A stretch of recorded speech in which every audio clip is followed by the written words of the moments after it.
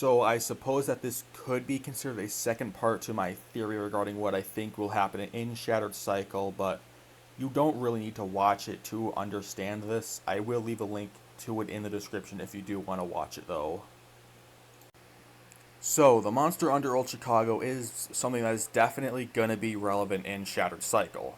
It's been mentioned a couple times in Renegades, with that being the mobile array lore tabs saying the King of Chicago is fighting it, Lodi literally saying he's being contacted by it, and the expansion chestplate lore tab being one of the monster's attempts to communicate. And with all of that, I think that we do have enough information to make a guess regarding the identity of the monster. And I think that identity is 0 of the 9. So, why do I think that? Well, my 3 main points of evidence are that Lodi says it talking to him reminded him of how it felt to Channel 3, meaning that it is 4th dimensional and dead in some way. The second main point is that when we see the expansion in the expansion armor, one of its attempts to contact Lodi, not only has it shown him different points in history, but it's described as, quote, the heaving shadow of every living creature, end quote. The only other entities described like that are the 9 when they describe themselves as, quote, the shadows of our world's mass, quote. For me, that pretty much confirms its connection to the 4th dimension and the 9. The third thing is that when Lodi talks to you at the end of Renegades, he says, I'm certain whatever 9 we bind first is under Chicago. He's literally saying that there is a member of the 9 under Chicago. Now that could be Bungie wording it weirdly, but this feels way too specific to be worded wrong. They could have made him say something like, I'm certain whatever we bind our first 9 to is under Chicago, but they didn't. They chose that specific wording. Now, I want to quickly explain 0. Their Epochs and Orbits lore card says the following. Consciousness drifts in ever uninhabited space. A belt of disparate stone marking the divide. There was a point in the distant farther when 9 could have become 10. Now, a stillborn heartbeat awaiting life unanswered. Drift in an eternal cairn that mourns what could have been in silence. It describes 0 as stillborn. Stillbirth is when a pregnancy fails after 20 weeks, where the baby is born dead. This is extremely important because, for the 9, their birth was when they truly gained consciousness. It says so in the entry The 9 of the lore book Dust. It also says, quote, consciousness drifts. So 0's consciousness is still around, so that does raise a larger question. What is death to the 9? And truthfully, they don't know what it is. Eris asks 6 if it understands death, and 6 responds, is death a tool? They don't actually understand what death is. For what they think it is, our only real answer lies in the lore entry, The 9 again. Quote, so the 9 awoke, and in time they understood that they were as fragile as they are mighty. For if the life that seeded their thoughts ever passed away, they too would vanish. They had no eyes to catch light. They had no ears to hear.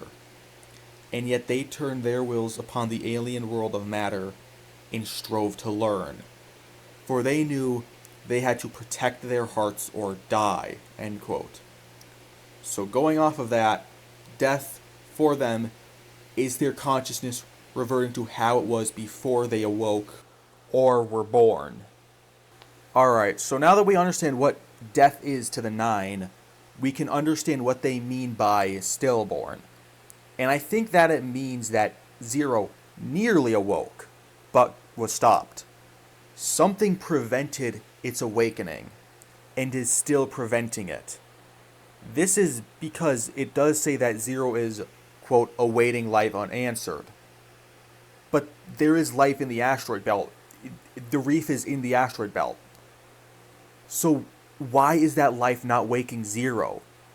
I don't have a 100% concrete answer for that, but I do have another theory. It has to do with Cocytus, or A113, whatever you want to call it.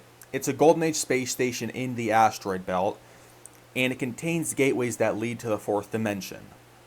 We don't know its purpose, as there are no surviving records of what its intended purpose was. However, I do feel like it is related to the DEO. There is really only one thing that leading me to this, besides the whole portal to other dimensions thing, is feeling very much like something that the DEO would make. It's the lore tab for Graviton's Spike. In it, it tells us about how the phone that the Nine used to pull Lodi forward through time appeared in the DEO. It basically says that a signal from deep space hit the DEO, and the phone appeared. Obviously, we know that the signal came from the Nine, but they didn't. And the DEO's whole thing is was making contact with alien entities. So obviously they would try and follow the signal. The main reason I bring this up is because if they did follow the signal, which they likely did, it could have led them to the asteroid belt where they would have built Cocytus in what I believe to be the true purpose of the station, to be able to communicate with the Nine.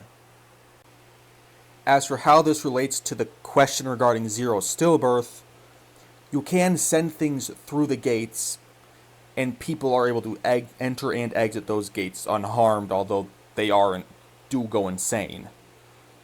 Meaning that they can successfully transmit entities between the third and fourth dimension without killing them. So I'm wondering if maybe they were able to somehow pull Zero through the gates, causing its awakening to stop. That is assuming that fourth dimensional beings are able to enter the third dimension without dying in some way. This does seem supported though, since in the mobile array lore tab, the exotic sparrow that for some reason isn't even in collections or something, even though it's in the API. The King of Chicago, since the lore tab is about the King of Chicago, they describe the creature under old Chicago as, quote, lost and maddened. So that would mean that the creature is insane. But that is just a myth, so it is rather unreliable. So it's either that, or they use it to bind Zero to something, probably the creature. This whole Cocytus thing in general is kind of a big stretch, but I do feel like it has to be connected in some way to the Fate Saga, because a Golden Age space station with gateways into the fourth dimension that you can safely pass through, although you would go insane, it is kind of a pretty big loose end, especially now that we are actively dealing with the Nine, who are fourth dimensional. Plus, the name Cocytus translates to lamentation, which is a synonym for mourning, and Zero's lore entry says that the asteroid belt that, quote, is, quote, an eternal cairn that mourns what could have been, end quote. That's another connection to Cocytus, but it's most likely a coincidence.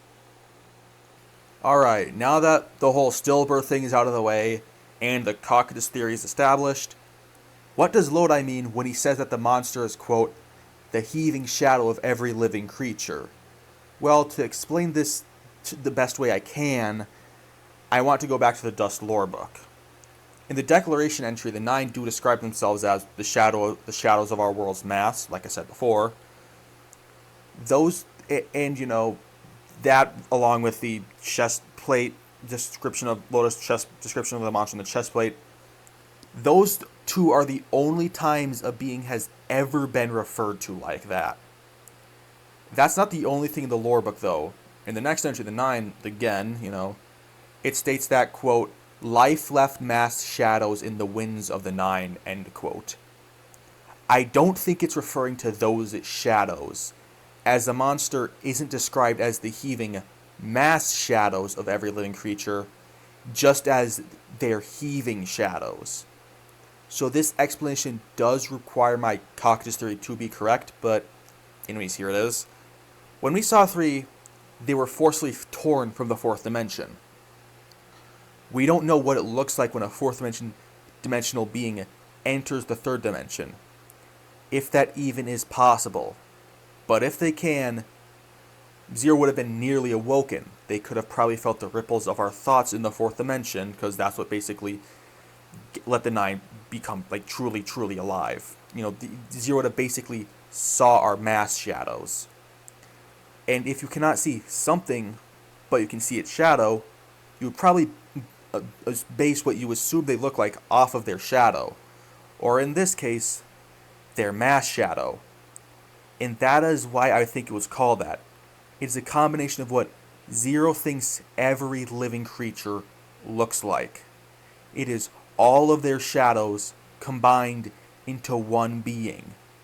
The heaving shadow of every living creature.